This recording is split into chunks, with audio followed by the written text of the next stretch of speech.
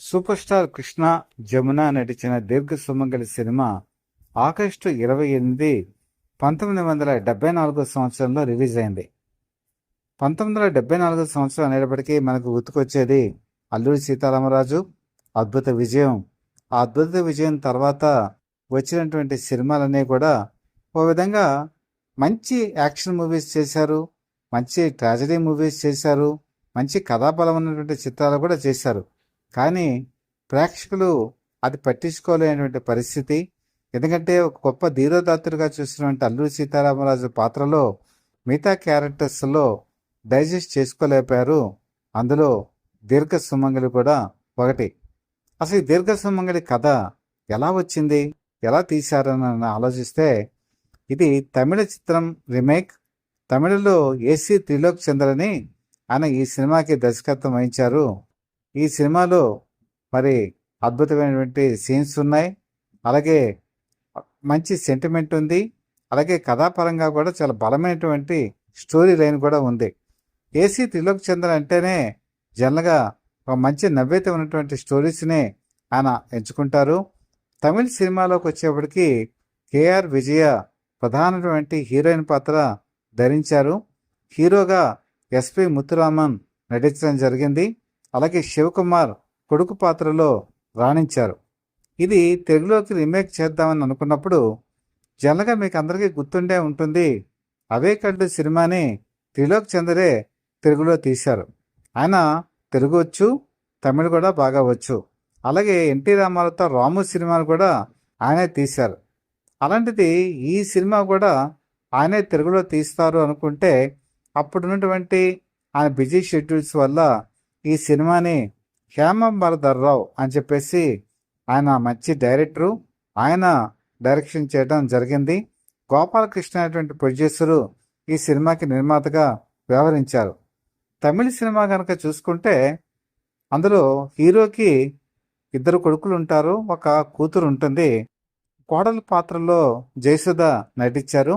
Same జయసుధనే ఈ సినిమాలో కూడా కోడల కింద నటింపజేశారు. అలాగే జయచిత్రకి బదులు రోజా రమణి ఈ సినిమాలో కూతురు కింద నటించడం జరిగింది. ముఖ్యంగా కనుక చూసుకుంటే సూపర్ స్టార్ కృష్ణ సినిమాల్లో young, dynamic, dashing and daring ఇలాంటి పాత్రలు మనకు కనిపిస్తాయి. అలాగే ఆయన ఒక పార్ట్ వరకు మాత్రమే ఆయన జీవిత చరిత్ర సినిమా లైన్లో మనకు కనపడుతుంది. కానీ ఈ సినిమా కథకు వచ్చేటప్పటికి కేఆర్ విజయ్కి బదులు తెలుగులో ప్రజానటి జమున్ని తీసుకోవడం జరిగింది. కేఆర్ విజయ్ కూడా తెలుగులో సుపరిచితులే, కానీ ఎందుకని ఆ మార్పు చేశారో తెలియదు. కానీ సీనియర్ నటీమైనటువంటి జమున్ని ఈ సినిమాలో హీరోయిన్గా కంటిన్యూ చేశారు. ముఖ్యంగా వచ్చేటప్పటికి భార్యాభర్తల బంధం మొత్తం నుంచి చివరి వరకు కూడా తీసినటువంటి సినిమాగా ఇది పేరుగాంచింది. అంటే పెళ్లి దగ్గర నుంచి అలాగే ఎండింగ్ వరకు కూడా ప్రతి మలుపు కూడా ఈ సినిమాలో చూపించడం జరుగుతుంది. అలాగే సూపర్ స్టార్ కృష్ణ యంగేజ్లో ఉన్నప్పుడు, మిడిల్ ఏజ్లో ఉన్నప్పుడు, ఓల్డ్ ఏజ్లో ఉన్నప్పుడు ఈ 3 స్టేజ్లను కూడా ఈ సినిమాలో చక్కగా ఆవిష్కరించారు. ఇన్ని స్టేజెస్లో ఆయన ఒక్కొక్క స్టేజ్లో ఒక రకమైనటువంటి మాడ్యులేషన్ను చూపించడం జరుగుతుంది. ముఖ్యంగా నటనలో హై మెచ్యూరిటీ లెవెల్స్ కూడా కనిపిస్తాయి. ఒక విధంగా చెప్పాలంటే ఆ రోజుల్లో అందరినీ ఆకట్టుకున్నటువంటి చిత్రం ఈ సినిమా. ఈ సినిమాకున్న ప్రత్యేకత ఏంటంటే సాచినటి జయసుధ 1973 ఆ ప్రాంతాలకే వాడు చాలా చిన్నగా ఎదుగుతున్నటువంటి సమయం. 74లో ఇందులో కోడల పాత్రలో నటించారు సూపర్ స్టార్ కృష్ణకి. అప్పటికి ఆవిడ వయసు జస్ట్ 14 సంవత్సరాలు మాత్రమే. మరి 12 కాపురం సినిమాలో బాబాయ్గా నటించినటువంటి సూపర్ స్టార్ కృష్ణ ఈ సినిమాలో ఆవిడకి మావయ్యగా నటిస్తారు. అలాగే జమున 12 కాపురం సినిమాలో తల్లిగా నటిస్తే ఈ సినిమాలో అత్తగా నటించడం జరుగుతుంది.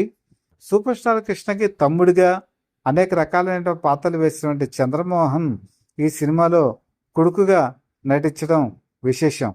ఇందులో చాలా ప్రత్యేకతలు ఉన్నాయి. ముఖ్యంగా భార్యాభర్తల మధ్య అనురాగం ఏ విధంగా ఉంటుందని కళ్ళకు కట్టినట్టుగా చూపించారు. ఇందులో సంగీతం చక్రవర్తి అద్భుతమైన పాటల్ని అందించారు. ఇది విహారయాత్ర, వినోదయాత్ర అనేటువంటి పాట ఆ రోజుల్లో చాలా పాపులర్ సాంగు. దీర్ఘ సుమంగలిగా దీవించండి దేవతలారా అనేటువంటి పాట కనుక చూసుకుంటే ఆ రోజుల్లో అది సూపర్ డూపర్ హిట్ సాంగు. ఈ 2 పాటలు కూడా ఆకాశవాణిలో తరచుగా వచ్చేది. ముఖ్యంగా పెళ్ళిళ్ళు జరిగినప్పుడు, అలాగే ఆడవాళ్ళకి సంబంధించిన ఫంక్షన్స్ జరిగినప్పుడు దీర్ఘ సుమంగలిగా దీవించండి దేవతలారా అనే పాటని కంపల్సరీగా వేసేవాళ్ళు. అప్పటికి రేడియో ఉండటమే ఇళ్లలో గగనం.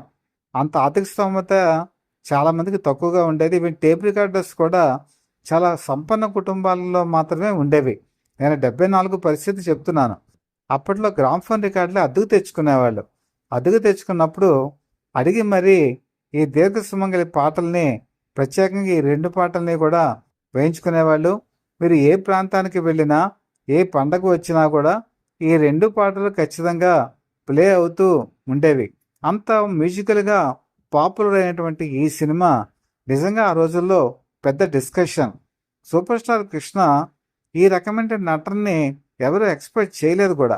ఎందుకంటే ఆయన అంతవరకు కోబే తరహా పాత్రలు చేశారు. మోసగాళ్ళకి మోసగాడు, అలాగే అంతకుముందు గూఢచారి 116, అలాగే ఫైటింగ్ సినిమాలు, యాక్షన్ సినిమాలు, ఇలాంటి వరవడి చూసినటువంటి వాళ్ళకి ఈ సినిమాలో ఆయన గెటప్లు కూడా చాలా డిఫరెంట్గా కనిపిస్తాయి. అలాగే ఆయన చూపించేటువంటి ఆహభావాలు మనకి కళ్ళమ్మట నీరు తెప్పిస్తుంది. ముఖ్యంగా ఈ సినిమాకి సంబంధించి వచ్చేటప్పటికి అతని పేరు సుందరం. తమిళ సినిమా ఆధారంగా కనుక మనం చూసుకుంటే ఈ సినిమాలో కూడా సేమ్ స్టోరీ లైన్ ఏం మార్చలేదు. పైగా అత్యంత క్రమశిక్షణ గల మనిషి, అలాగే కఠోర నియమ నిబంధనలు తనకు కావాలని కోరుకుంటాడు. భార్య లక్ష్మి, జమున కూడా భర్తే దైవం అనేటువంటి భావించేటువంటి వ్యక్తి. ఇందులో 3 పిల్లలు, 2 మగపిల్లలు, 1 అమ్మాయి. ఈ 2 మగపిల్లలు కూడా ఈ కఠోర శిక్షణ, కఠోర నియమాలు భరించలేరు. పెరిగి పెద్దయిన తర్వాత డిఫరెన్స్ ఆఫ్ ఒపీనియన్ వస్తుంది. వచ్చిన తర్వాత ఇంట్లోంచి బయటికి పిల్లలు వెళ్ళిపోతారు.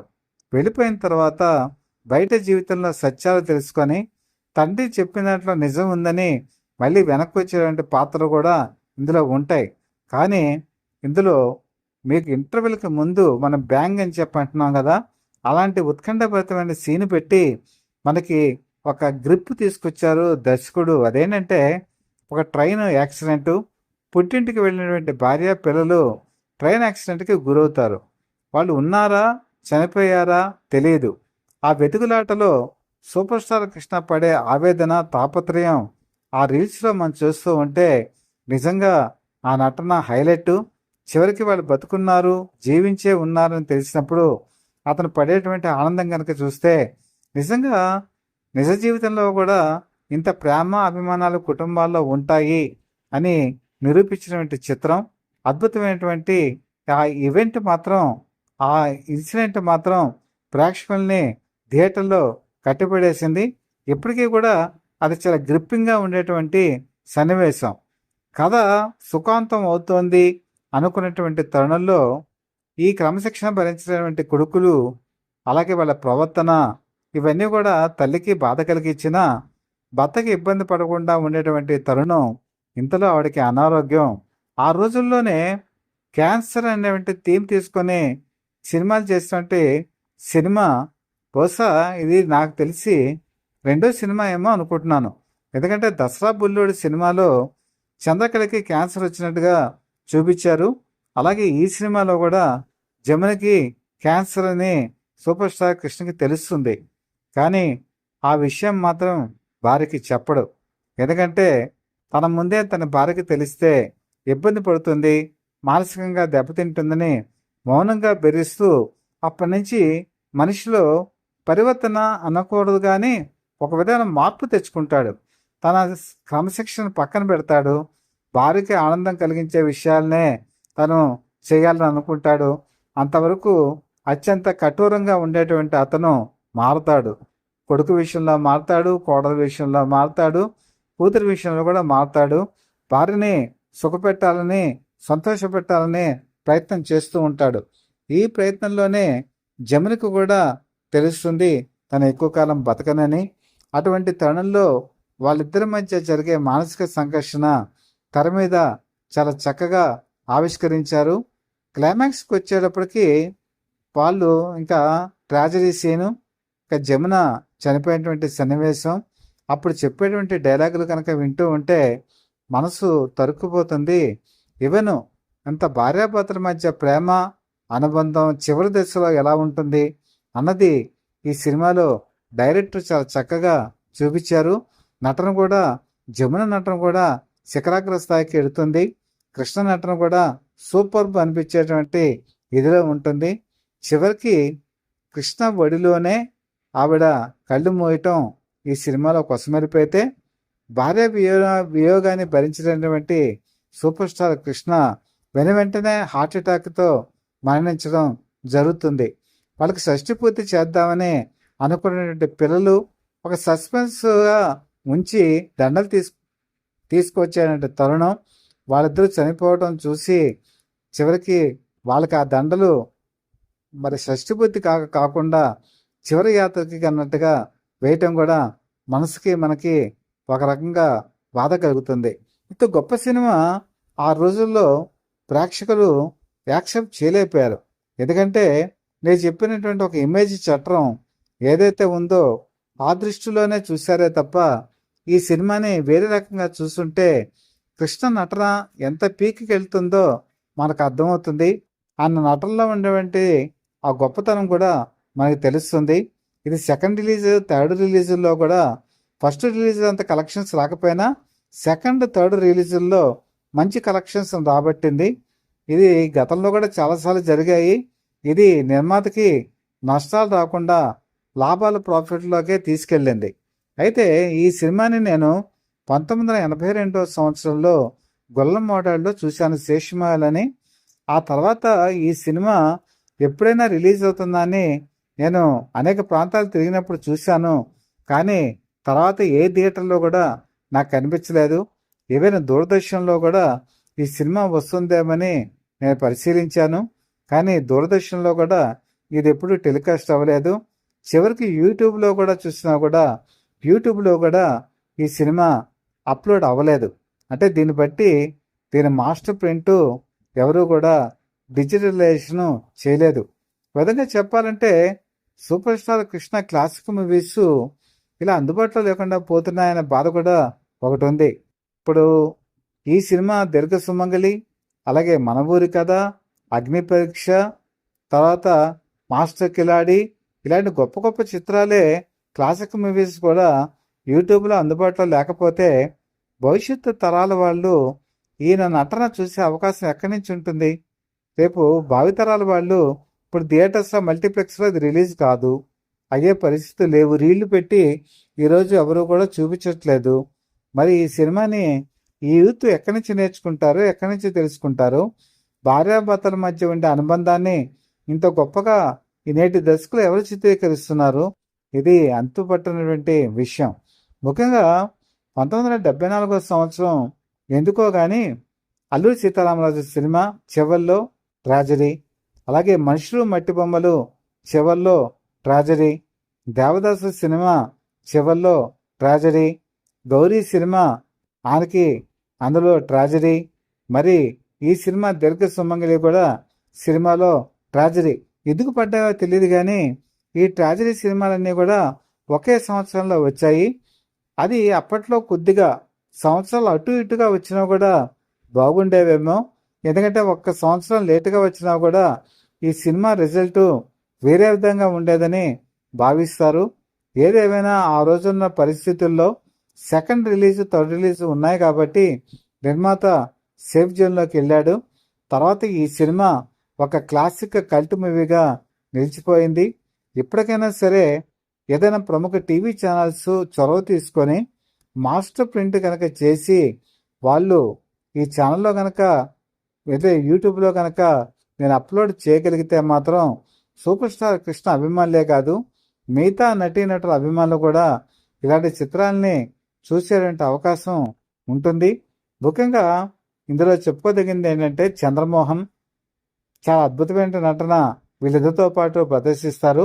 అలాగే సహజనటి జయసుధ వయసు 14 ఏళ్ళైనా సరే నటనలో ఒక మెచ్యూరిటీ కనిపిస్తుంది. ఆధునిక పోకడలు కాదు, మనిషికి కావాల్సింది ప్రేమ, అభిమానం అని రియలైజ్ అయ్యే క్యారెక్టర్లో కూడా ఆడ అద్భుతంగా నటిస్తారు. హేమంబరధర్రావు చాలా మంచి డైరెక్టరు, మంచి సినిమాలు తీశారు. కాకపోతే ఏంటంటే మన ఊరి కథ తీసుకున్నా, ఈ సినిమా తీసుకున్నా ఫస్ట్ రిలీజ్లో కలెక్షన్స్ రాలా. సెకండ్, థర్డ్ రిలీజుల్లోనే ఈ సినిమా గొప్పతనం తెలిసి ప్రేక్షకులు థియేటర్లో చూడటం ఒక గొప్ప విషయం. ఏదేమైనా ఈరోజు జనరేషన్కి ఈ సినిమా తెలియదు. ఈ రివ్యూ ఎందుకు ఇస్తున్నానంటే super star Krishna classic movies యూట్యూబ్లో విశ్లేషణ కూడా చాలా తక్కువగా ఉంది.